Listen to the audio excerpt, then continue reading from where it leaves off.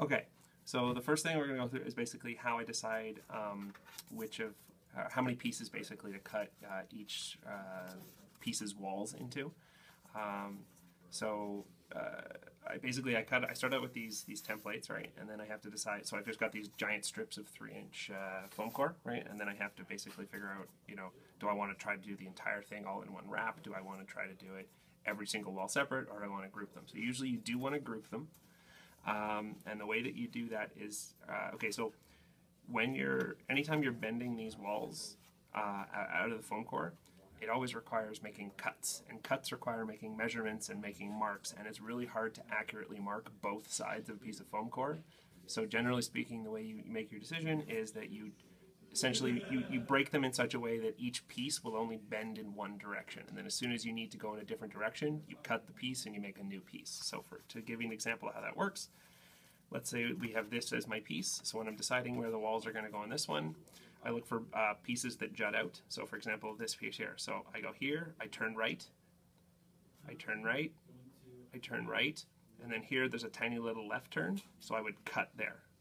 And the same thing if I had been coming from this direction, it would be turn right, left. So on this one, I would cut there, cut here.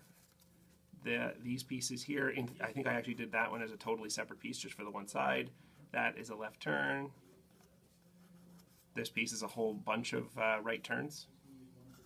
And that's how you figure out which way you're going to cut them. Once they all get marked out, I do the measurements with these paper templates.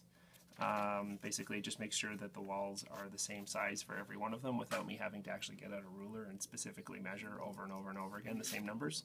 So I just have little marks, and then I've got little cuts in them. So I mark them out on here. I use pencil because I have this black foam core and it's really hard to see anything but pencil on it. Even pencil, you need to be in a well-lit environment in order for it to reflect. But yeah, if you have like a silver Sharpie or something, that might work as well. Or like chalk, I don't know. Ooh, crayon. Crayon would work.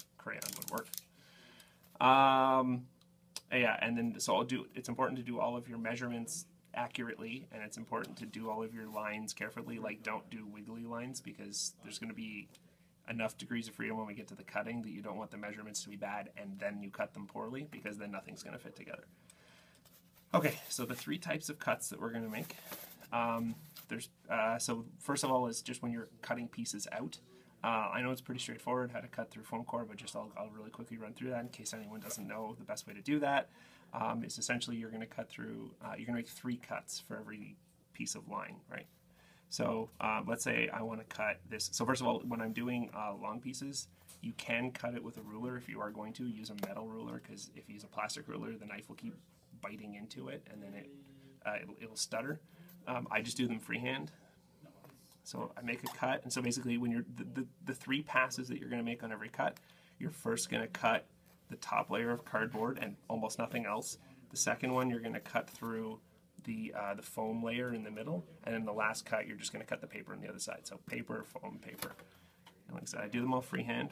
I hold my knife like this so that I've got a whole bunch of fingers on the surface, and that helps the knife stay steady. And then I just pull.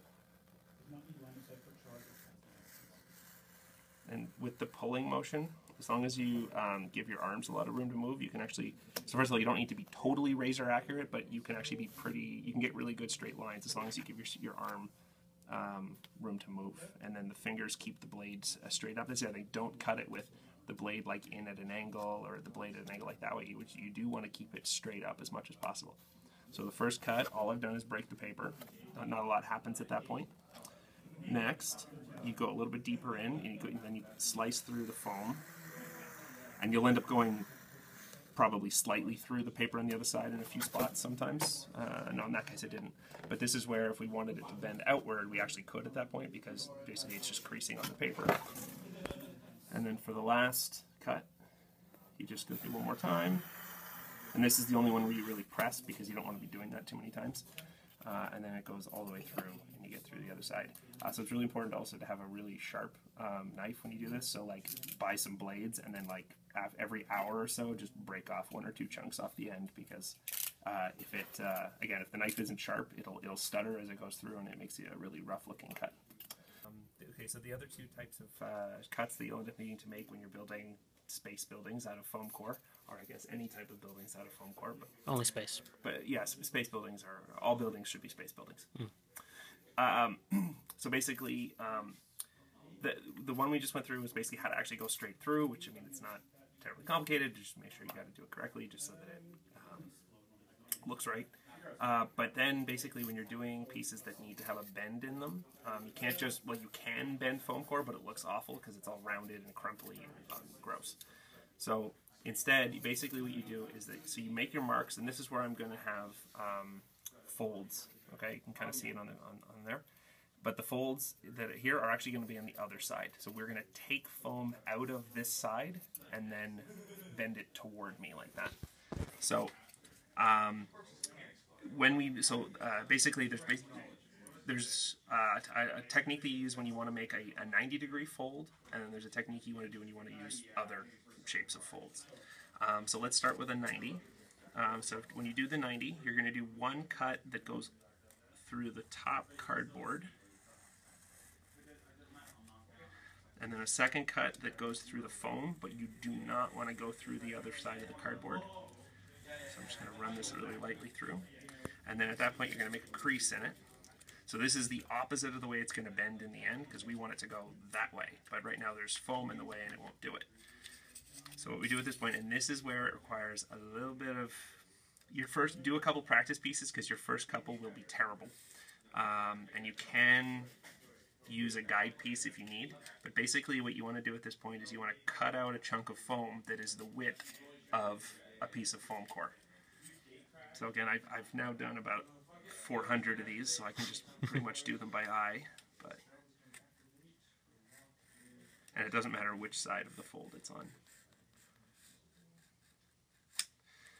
Okay, and then again, so again, you do want to make the crease at this point before you've made the second full depth cut, because you want to make sure the crease, right now there's only one place where it's going to crease. In a moment when we pull that foam out, it's going to want to bend in all kinds of different places, so it's important to get that in while you have a nice accurate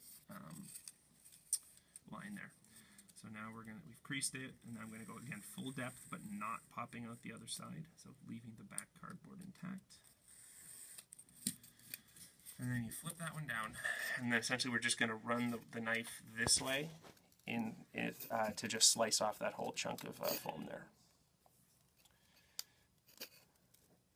So you just put it in, and it usually, as long as your knife is sharp, the knife likes to do this, so you actually don't really need to be all that careful. It'll just kind of happen. And then basically what I've found is that, so in theory at that point it'll bend most of the way over, and this is where it's good to have that crease, because you can just kind of bend the crease the other way and you can start to go over, but it doesn't like to go all the way in at that point, and it's basically because you'll always miss just a tiny little layer of foam there. Rather than trying to shave that down, what I do at that point is I just shave a hair off the other side. And again, you have to be pretty precise, but I've done about 300 or 400 of these. So again, I'm just going through the top layer of cardboard. That's the part that actually needs to be really accurate, because it gives you your line for the other ones. That's the nice thing about foam core. As long as your first cut is accurate, your other cuts will just follow the first line. So you fold it over, you've got the little hair, and you just pull it out.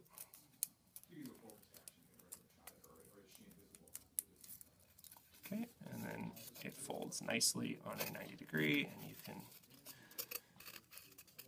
you can squeeze it at that point to give it a nicer fold, but there you go. You have a nice 90 degree fit. You can do a similar thing if you're ever making like a T-junction, where you need like one piece of foam core to be an outer wall and then like an interior wall in the building. You cut the same kind of channel, again without putting a fold in the back, but you just cut the chunk out and then you just slide that in, and then you have a piece of foam core that mounts up without any seams visible.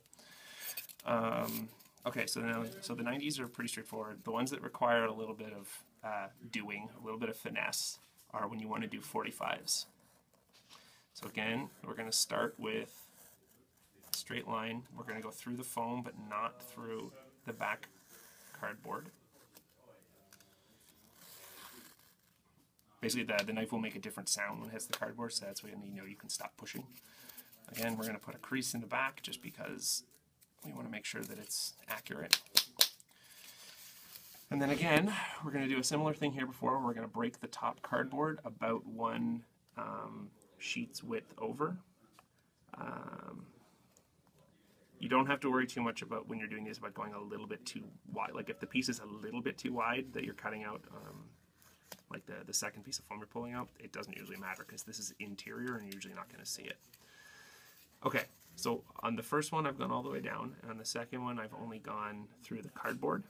And here's the part where you need to do a little bit of practice. Again, do some practice pieces because your first couple will be awful. You put the knife in there, and then you put it down to the bottom. So in the top of the new line, and then down to the bottom of the first one, and then you just kind of hold everything. Figuring out where to put your hands when you do this is the part that has the learning curve. And that already screwed it up.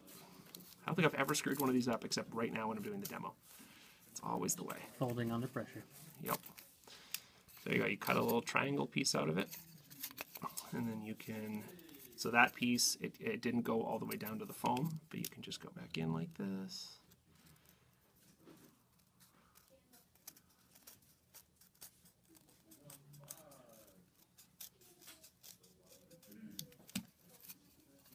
And there you go. Now you have a piece that folds at 45 degrees. So when I take it, I have one of my base pieces. Then so you just do those same cuts all the way along wherever they need to be. And you know, some of your pieces will be all like these. When I cut these pieces out, these are all 45-degree angles.